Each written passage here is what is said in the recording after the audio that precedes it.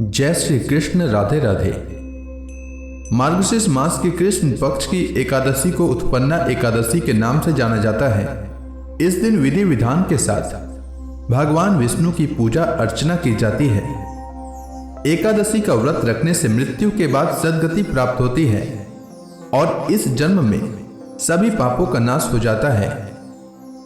एकादशी का व्रत दसवीं तिथि की शाम सूर्यास्त के बाद से शुरू हो जाता है और एकादशी का व्रत द्वादशी तिथि पर समाप्त होता है।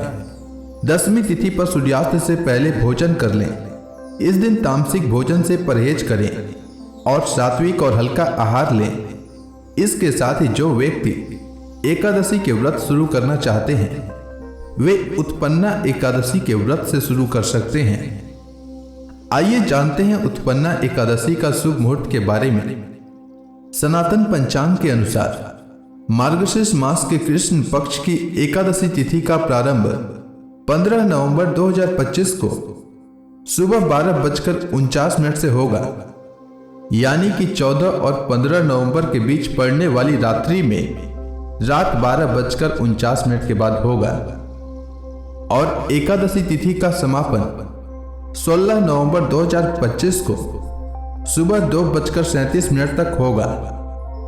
वहीं वाराणसी पंचांग के अनुसार मार्गशीर्ष कृष्ण पक्ष की एकादशी तिथि का प्रारंभ 15 नवंबर को सुबह 3:47 से होगा और एकादशी तिथि का समापन 16 नवंबर को सुबह 4:23 तक होगा। उदया तिथि के नियमानुसार मार्गशीर्ष कृष्ण पक्ष की एकादशी 15 नवंबर को पड़ रही है, इसलिए उत्पन्ना एकादशी का व्रत 15 नवंबर को रखा जाएगा।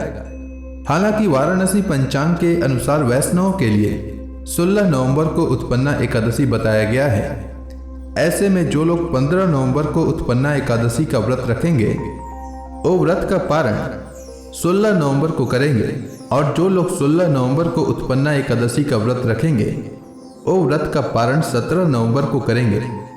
15 नवंबर को सूर्योदय का समय सुबह 6:44 रहेगा और सूर्यास्त का समय रहेगा शाम 5:27। ब्रह्म मुहूर्त इस दिन सुबह 4:58 से सुबह 5:51 तक रहेगा और अभिजीत मुहूर्त रहेगा सुबह 11:44 से दोपहर 12:27 तक। वहीं राहु काल सुबह 9:25 से सुबह 10:45 तक रहेगा। आइए जानते हैं पारण के समय के बारे में। एकादशी व्रत का पारण शास्त्रों के अनुसार हरिवासर के बाद करना चाहिए। हरिवासर के दौरान एकादशी व्रत का पारण करने से व्रत खंडित हो जाता है और उसका फल नष्ट हो जाता है।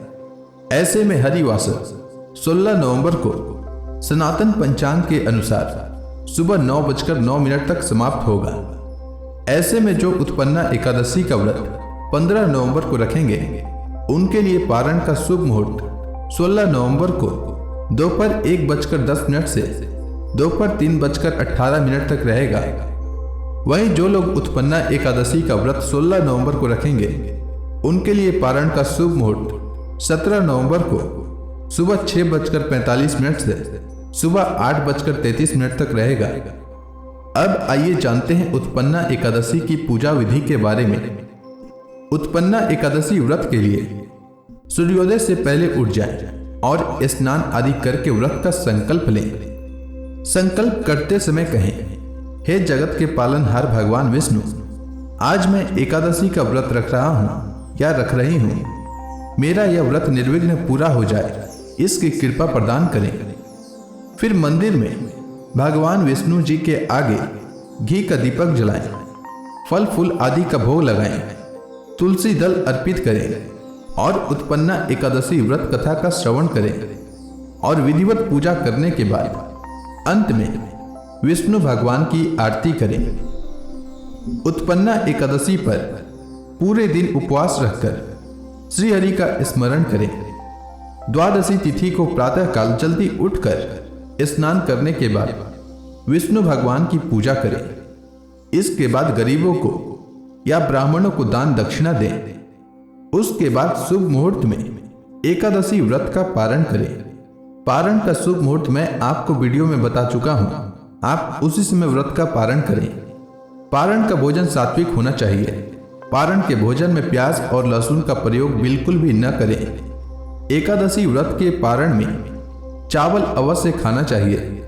शास्त्रों के अनुसार एकादशी व्रत के दिन चावल खाना मना होता है, लेकिन द्वादशी के दिन चावल खाना उत्तम माना जाता है। इसके अलावा हमारे शास्त्रों में ऐसा माना जाता है कि आंवले के पेड़ पर भगवान विष्णु वास करते हैं, इसलिए आंवले का विशेष महत्व होता है।